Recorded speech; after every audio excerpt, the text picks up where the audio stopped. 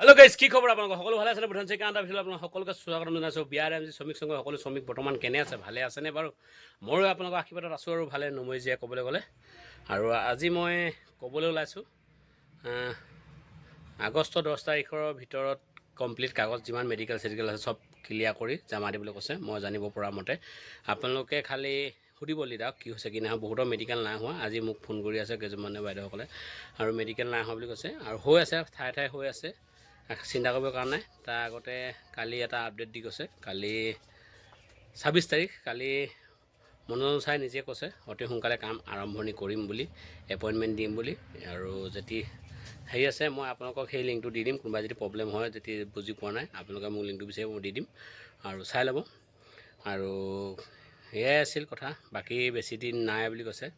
আৰু তাৰ আগতে মই লগাই দিম অকণমান ভিডিঅ'টো চাব আৰু পঢ়ি ল'ব, বুজি পাব তেতিয়া গাইজ দেই। বেছি দীঘলীয়া নকৰোঁ, ব'লকচোন ভিডিঅ'ৰ মাজলৈ গৈ থাকোঁ।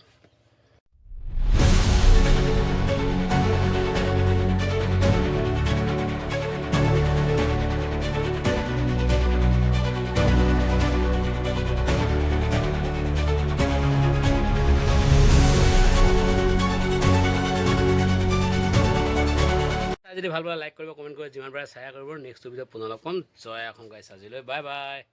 বাই বাই দি দিয়া, নিদিয়া, বাই বাই নিদিয়া বোলে। মই যাম এতিয়া বৰ্তমান নগাপাত।